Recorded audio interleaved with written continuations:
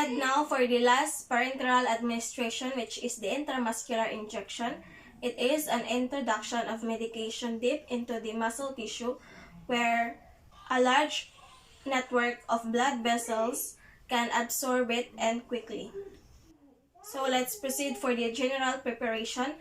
Check the doctor's order and also check the medication administration recorded or the MAR to ensure that the patient received the right medication by the right time by proper route. Okay. Check label on the medication carefully against the MAR to make sure that the correct medication is being prepared, because the chart of the patient is more reliable than the medication ticket. Now we have to follow the 3 check for administering medication. Read the label on the medication, when it was taken from the medication cart, before withdrawing the medication, and after withdrawing the medication. Okay. So we have to organize the equipments. It is to save time and effort.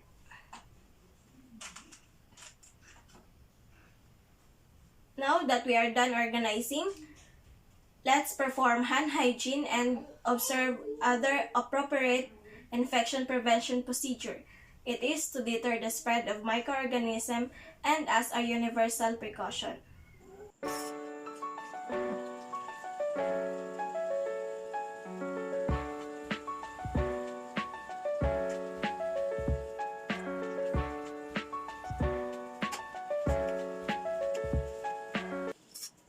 Now we have to prepare the medication ampule for drug withdrawal. So I have here, let's just assume this is an ampule. So we have to flick the upper stem of the ampule several times with a fingernail.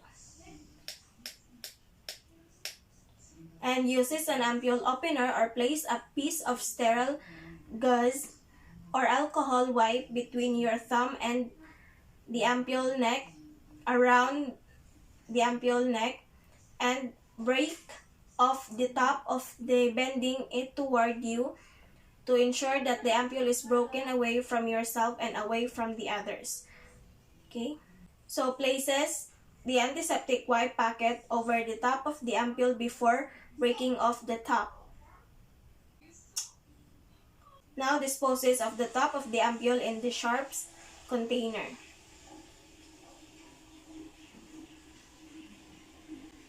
Now we have to draw the medication. Places the ampule on the flat surface. Attaches the filter needle or straw to the syringe. Now we have to remove the cap from the filter needle and insert the needle into the center of the ampule. Do not touch the rim of the ampule with the needle tip or sharp. Now with a single dose ampule, hold the ampule slightly on its side if necessary to obtain more than the ordered amount of medication.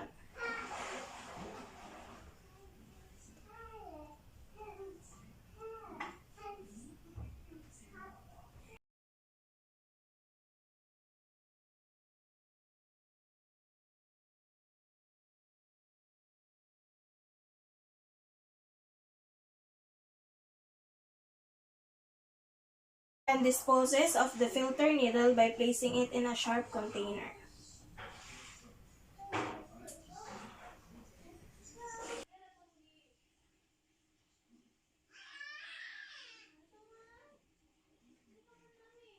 If giving an injection, replace the filter needle with a regular needle, tightens the cap of the hub of the needle, and push solution into the needle to the prescribed amount.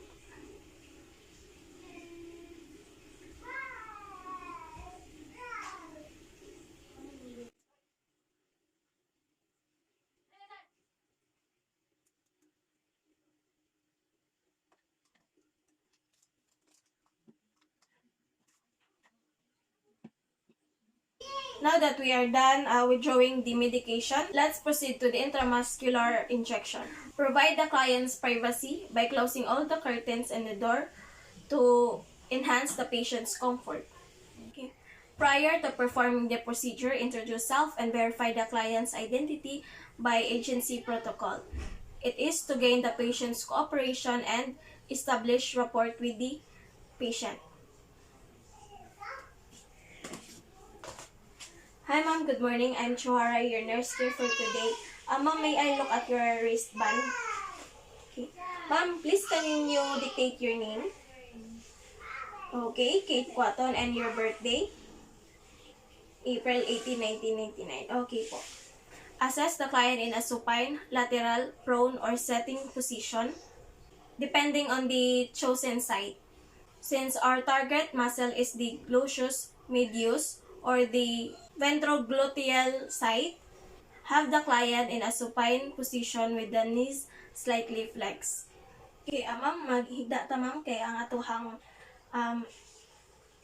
gamiton nga site is your in the left side of your buttocks, which is the ventrogluteal site.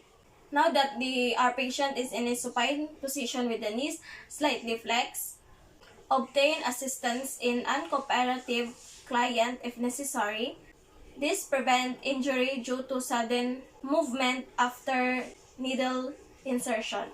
Explain the purpose of the medication and how it will help using the language of the client can understand. Also includes the relevant information about the effect of the medication. Because cooperation is gained when the patient knows what is to be performed. And information can facilitate and compliance with the therapy. Okay, ma'am, today we're going to do your intramuscular injection, and the purpose of this is to allow less painful administration by irritating drugs, and also to allow more rapid absorption of the drugs compared to the subcutaneous injection. Okay lang ba na sa imong ha, ma'am? Okay. Ready na ba ka, ma'am, sa atong procedure? Okay. Now we have to select, locate, and cleanse the site.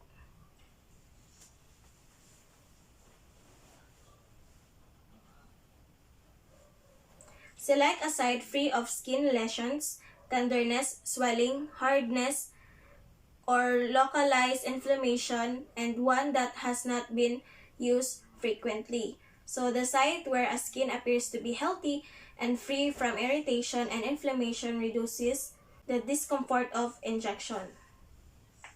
Next, apply clean gloves.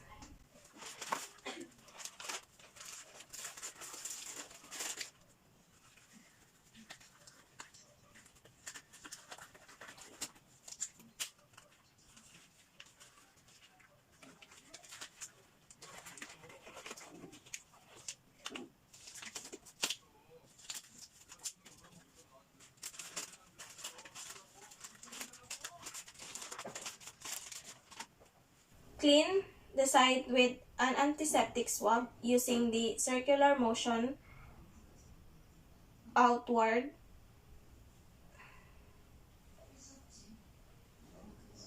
Now, transfer and holds the swab between the third and fourth fingers of your non-dominant hand in readiness for needle withdrawal, or position the swab on the client's skin above the intended site. So, we have to prepare the syringe for injection.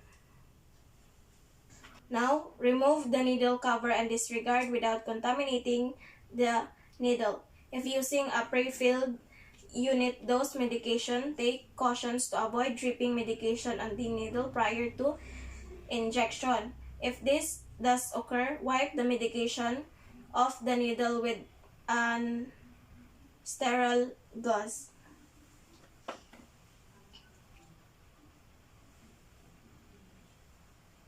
Now inject the medication using the Z-track technique. Uses the ulnar side of the non-dominant hand. Pull the skin approximately 2.5 cm or 1 inches to the side. Under some circumstances, such as for an emaciated client or an infant, the muscle may be pinched. So holding the syringe between the thumb and the forefinger, or as if holding a pen. Press the skin quickly and smoothly at a 90 degrees angle. Hold the barrel of the syringe steady with your non-dominant hand.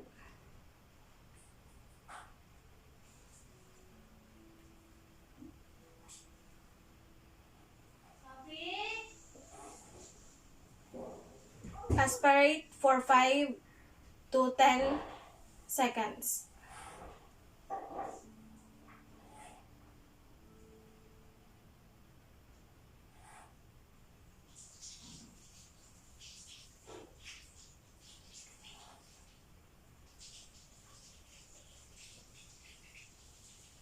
If blood appears in the syringe, withdraw the needle, discard the syringe, and prepare a new injection.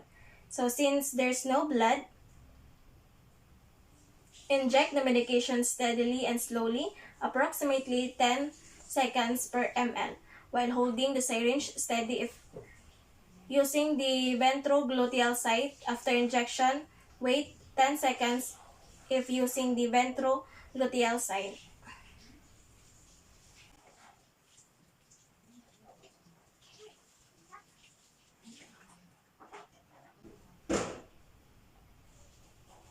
Okay, withdraw the needle. Withdraws the needle smoothly at the same angle of the insertion. Applies the gentle pressure at the site with a dry sponge.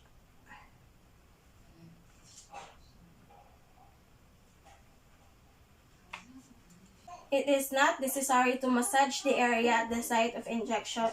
If bleeding occurs, apply pressure with a dry sterile gauze until it's stopped. Activate the needle safely device or disregard the uncapped needle and attach the syringe into the proper receptacle.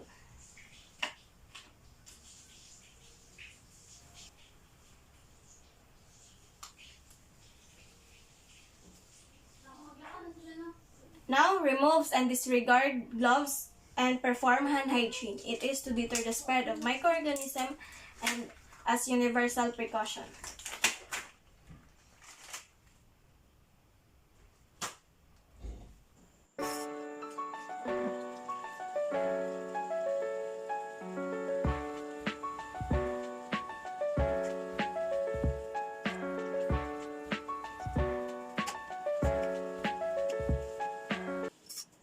Okay, humana ta ma'am. Thank you kayo sa imong cooperation. Let's document the relevant information, the time of the administration, drug name, the dose, the route, and the client's reaction, because accurate documentation is necessary to prevent medication error. Okay, let's assess the effectiveness of the medication at the time it is expected to act. And that's all the parenteral medication administration. Thank you.